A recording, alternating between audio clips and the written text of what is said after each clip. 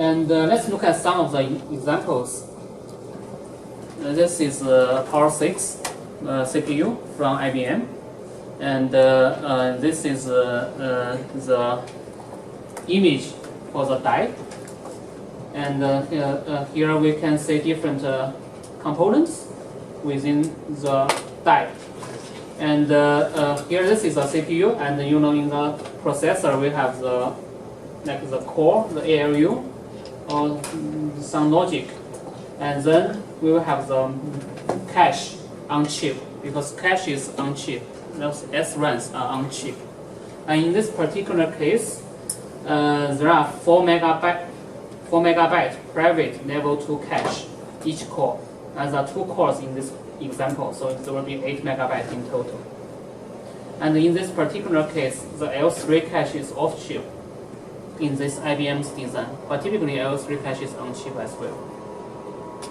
And if you look at the SRAM area, if you measure by ruler, for example, then you can look at those L2 cache area is like 35% of the total chip area in this particular case. And within the, if you consider the L3 controller here, because in this case L3 is off chip, so you need the control to talk to the L3. That's another chip.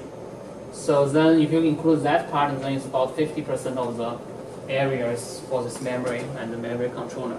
And L1 is too small, it's invisible from here, it's embedded in those logic. So here the L2, only L2 is visible in this case.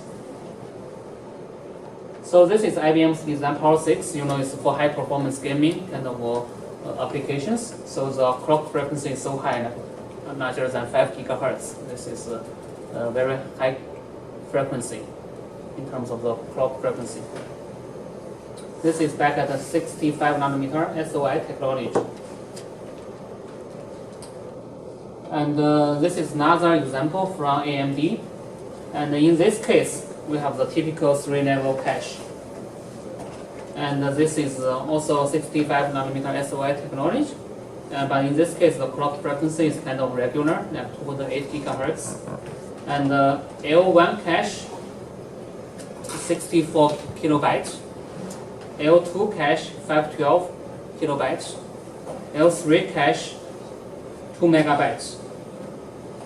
So this is this particular design, and if you measure the SRAM area, it's about 35% of the total chip area. If you add the controller, memory controller, this memory controller is typically for the off-chip DRAM control.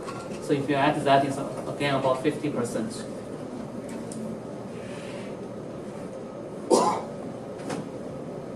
And here is another example from Intel. This is the 32 nanometer process, and there are 2 versions in this family. One is 6 core, one is 2 core. And here this is for the 6 cores image. This is a 2 core. So in this case, the L3 cache, for example, for the 6 core version, the L3 cache in total is 12 megabytes. So in this case, the L3 cache is not private, it's shared.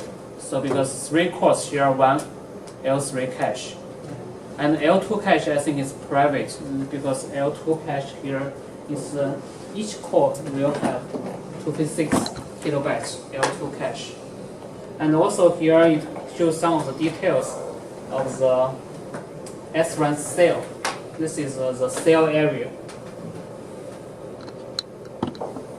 For L3 cache, each SRAM cell occupies about 0.171 micrometers square. This is 32 nanometer technology node. So you can have a practice by yourself. If you think F is 32 nanometer, this is one cell's area in the micrometer square. So if you use this one divided by 32 nanometer square, then you can normalize that to the number of f squared. So you can do that, and then you can find out what is the normalized number of f squared for this design. So L2 cache, you can see, is larger than L3.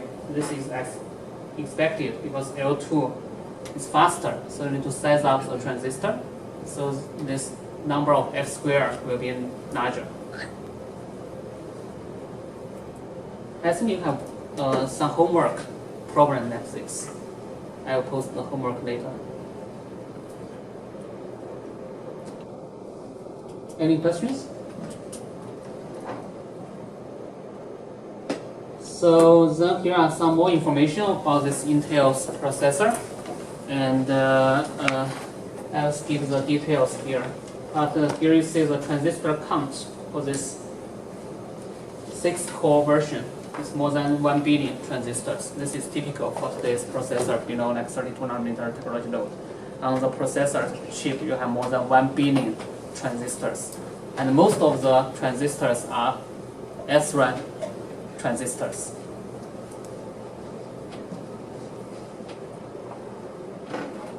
Okay, so let's have one practice for the array efficiency. Again, this is this Intel's processor, and the question is to estimate the array efficiency for the L3 cache in this design. So how do we do that? Given the information from the previous 2 slides.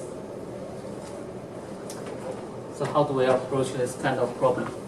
You may have similar problem in your homework, or maybe in the exam. So here by definition, the array efficiency is the memory cell array area divided by the memory chip size. That means the cell area plus the peripheral circuits. Okay. But this is a processor. So here we're asking for the array efficiency only for the L3. We're not asking for the whole chip.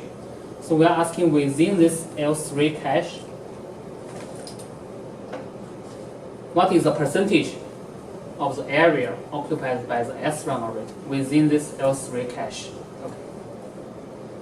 So then we get the information from the previous slide as we discussed. Each SRAM cell is this 0.171 micrometer square. And then how many SRAM cells do we have here? So it says 12 megabyte L3 cache. And roughly 12 megabytes, bytes, this big B is 8 bits, right? So then 12 megabytes will be 96 megabits. Okay. Then the memory cell area will be this 1.171 micrometer squared multiplied by this 96 megabits. So that will be this part. SRAM cell size, that's area each cell. And how many cells do you have? Then this is this 96 mega million. So then divided by the chip size for the memory only. So that means for the L3 only. So that means you want to know what is the area for the L3 here. So the total chip size is given by the previous slide. So the total chip of this chip is 240 millimeters square. And then you have to use a ruler or something similar to measure. Let's say in this image, if you measure the percentage of this part over the total, it's about 26%. So that means L3 cache area will be this 240 millimeters square divided by, multiplied by the 26%. You get the actual area for those parts. So that will plug into here. And then use those two and then you do the division here, then you get the array efficiency about 27%. Of course, this is just an estimation. This is for L3 only. This does not include the other circuitry, like the core or the other controller. So this is only for L3. Any questions here? Do you include the Q in the 26% of the L3? No. You said we use ruler to measure. You can use whatever method. Yeah. So then you can, in your computer screen, you can measure by whatever technique. Okay. So this is the processor, and the processor we have the cache, basically SRAM. And then we can take a look at some DRAM chips.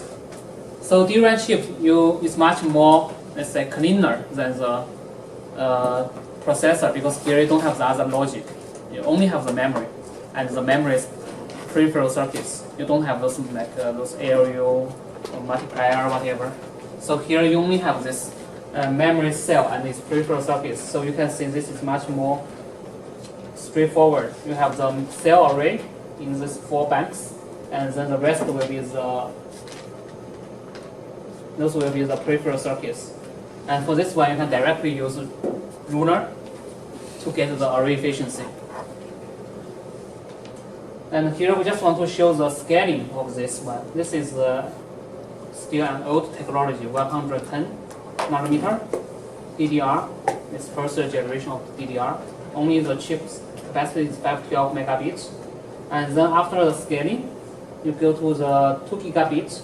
The capacity increased by 4 times, but the chip area only increased by 2 times. This is because each cell becomes half of the previous generation, according to the Moore's law, right? Each cell size will shrink by 50%. Each side 0.7, so the area is 0.7 times 0.7 is roughly 0.5. And this is the NAND flash. So it's a 70 nanometer, 8 gigabit MLC NAND, shrink to 56 nanometer, 8 gigabit MLC NAND. So here the capacity is the same, but the chip size reduces. It does not reduce to half. Why is that? Because the peripheral circuits may not scale in proportion to this. So this is the NAND flash. You can see that the plane here is very regular. So those are the memory cell array for the NAND flash. Only at the edge you have the peripheral circuits.